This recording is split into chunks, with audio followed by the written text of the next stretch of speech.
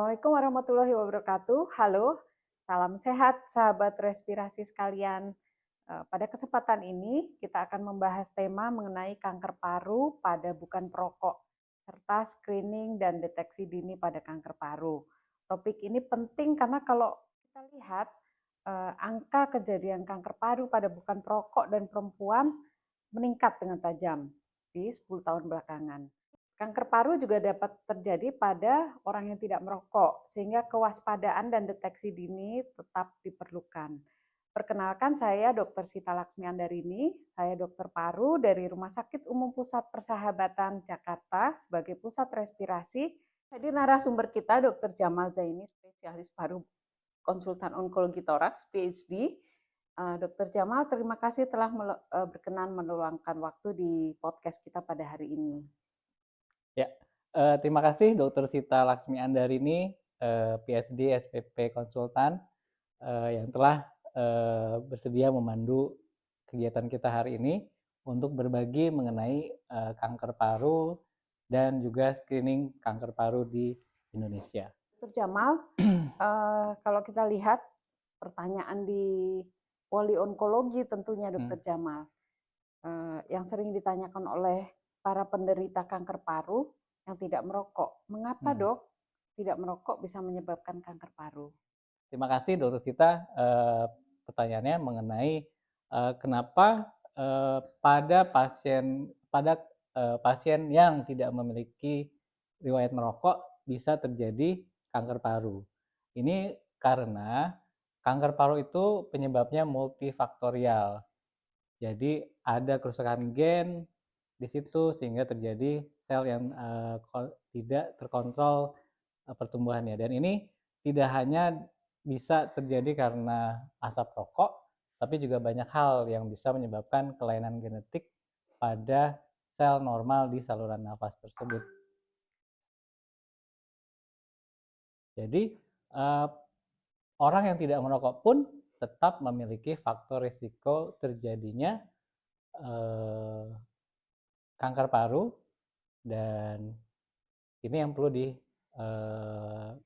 diketahui dan harus hati-hati juga bagi yang tidak merokok. Sebetulnya faktor resikonya apa saja sih Dr. Jamal untuk terjadi kanker paru pada bukan perokok? Terima kasih. Jadi faktor risiko untuk kanker paru cukup banyak. Yang utama kita bisa lihat dari dua segi, yaitu faktor internal maupun faktor eksternal dari lingkungan. Kalau faktor eksternal itu contohnya adalah pajanan asap rokok, kemudian bisa juga dia perokok pasif, kemudian pajanan radiasi dari luar, misalnya radon, kemudian di tempat kerja, pajanan pekerjaan, itu juga bisa.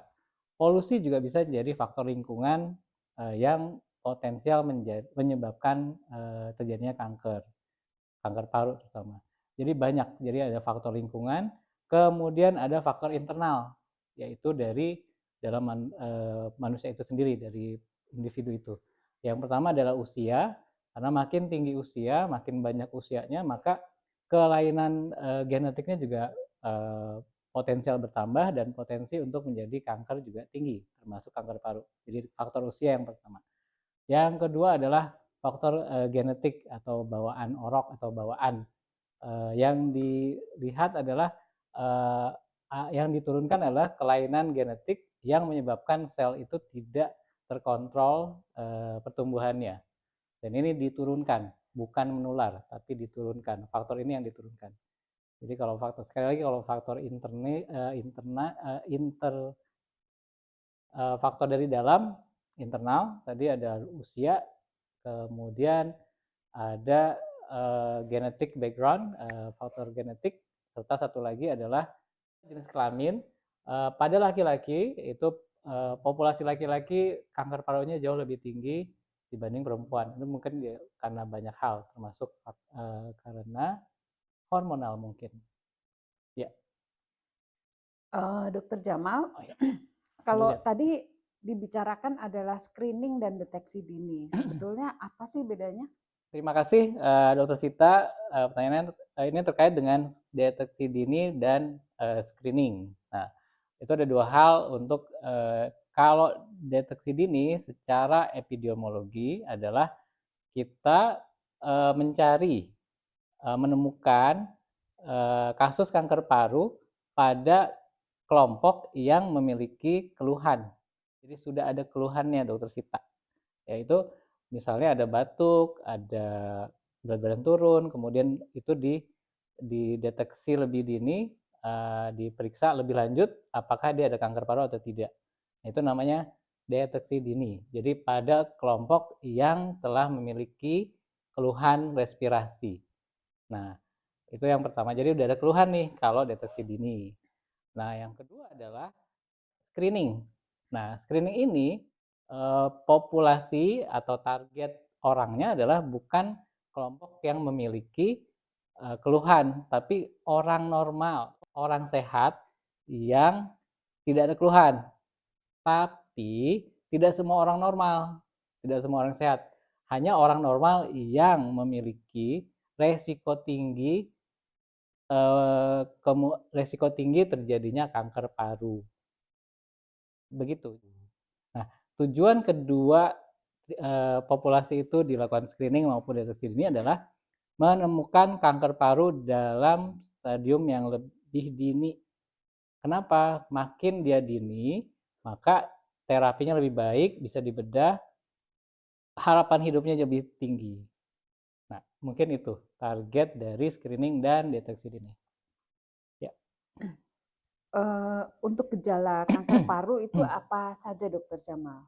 Oke, nah ini yang jadi untuk gejala kanker paru sangat bervariasi tergantung dari lokasi anatomi dan juga ukuran tumor, ukuran kankernya. Paru itu sangat elastis, dia bisa mengembang seperti spons. Nah, kalau ukurannya kecil, 1-2 cm dan letaknya di tengah, tidak ada keluhan sama sekali. Jadi itu yang menyebabkan kita miss. Jadi keluhannya tidak ada kalau ukurannya kecil. Nah, kapan keluhan ada? Satu, kalau ukurannya besar atau kalau tumor itu sudah mengenai organ-organ di sekitarnya.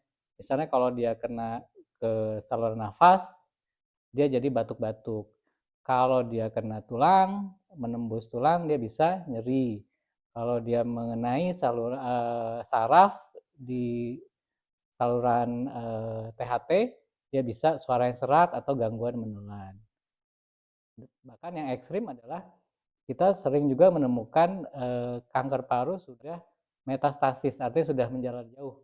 Artinya yang ditemukan adalah gejala penjalaran jauh, misalnya di otak jadi kejang, atau di tulang jadi nyeri, atau di pleura itu jadi ada cairan pleura atau efusi pleura. Nah, gejala yang umum sih sebenarnya batuk, pilek hampir sama dengan gejala penyakit paru lainnya.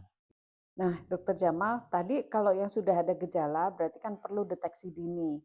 Sedangkan pada populasi yang memiliki risiko tinggi yang belum ada gejala disarankan untuk screening. Ya. Sebetulnya populasi yang risiko tinggi itu siapa saja yang harus screening? Ya. Yang disarankan Oke. untuk screening. Yang disarankan untuk populasi tadi screening adalah menemukan kanker paru dalam stadium yang lebih dini, stage yang dini, dan itu pada populasi yang berisiko tinggi.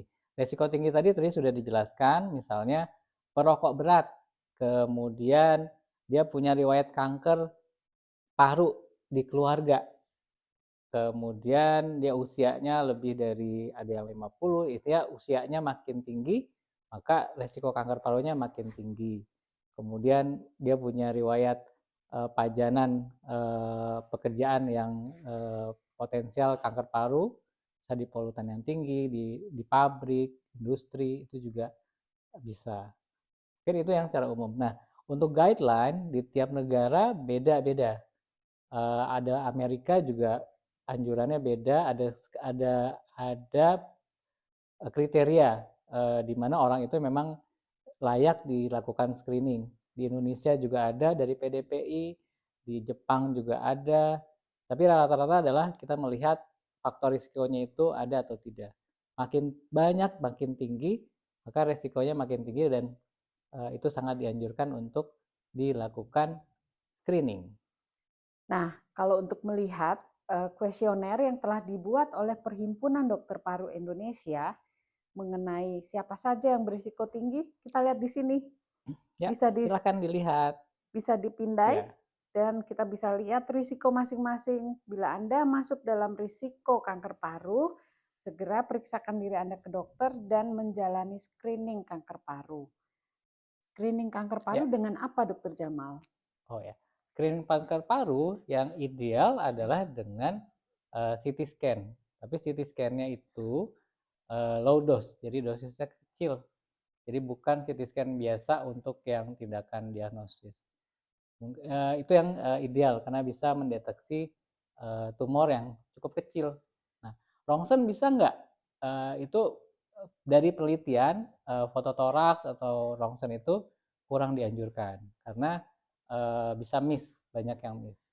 Demikian juga dahak bisa nggak? Bisa, tapi tadi saat ini penelitian cukup banyak tadi, tapi yang paling dianjurkan adalah dengan CT scan low dose. Dan ini tadi terkait screening tadi dengan CT scan low dose dan yang alhamdulillah di Indonesia ini bisa dilakukan. Nanti tadi kan sudah di dokter kita sudah menampilkan formulir screening, silakan isi. Kalau misalnya Anda memiliki resiko cukup tinggi, silakan ke fasilitas kesehatan terdekat. Nanti di sana akan dievaluasi kembali. Kalau memang dibutuhkan, akan dikirim untuk pemeriksaan screening dengan low dose CT di vaskes yang memang sesuai dengan BPJS atau rujukannya. Jadi itu sangat memungkinkan di Indonesia saat ini. Demikian. Tadi terkait screening tadi dengan CT scan low dose dan yang alhamdulillah di Indonesia ini bisa dilakukan. Nanti tadi kan sudah di dokter kita sudah menampilkan formulir screening, silakan isi. Kalau misalnya Anda memiliki resiko cukup tinggi, silakan ke fasilitas kesehatan terdekat. Nanti di sana akan dievaluasi kembali. Kalau memang dibutuhkan, akan dikirim untuk pemeriksaan screening dengan low dose CT di vaskes yang memang sesuai dengan BPJS atau rujukannya. Jadi itu sangat memungkinkan di Indonesia saat ini. Demikian. Nah, jadi kalau kita bukan perokok, kita tentu harus tetap terus waspada ya, Dokter Jamal ya. Ya. Karena populasi perokok kita kan juga tinggi. Sehingga kalau populasi perokok kita adalah sekitar 68% pada laki-laki dewasa, maka hampir semua bisa kedapatan asap rokok. Betul, karena itu tetap harus dilakukan screening kanker paru. Ya. Nah, sebagai penutup, Dokter Jamal ada pesan yang ingin disampaikan? Ya, jadi pesannya adalah kanker paru tidak hanya bisa terjadi pada orang yang merokok gitu. Orang yang tidak merokok pun perlu waspada. Nomor satu karena banyak di sekitar kita, tadi dokter kita katakan adalah perokok yang kemudian jadi faktor-faktor lingkungannya cukup banyak. Ada asap rokok dari perokok, ada polusi udara, ada pajanan lingkungan yang toksik, dan juga jangan lupa ada faktor keturunan di situ. Dan itu perlu diketahui dan diteliti kembali masing-masing kita sebagai individu. Kalau resikonya cukup tinggi, walaupun tidak merokok, itu perlu diadakan screening ataupun deteksi yang lebih dini. Demikian Dokter Sita. Terima kasih banyak Dokter Jamal atas penjelasannya yang sangat jelas pada hari ini. Semoga bermanfaat. Salam sehat, salam persahabatan. Salam persahabatan, salam sehat.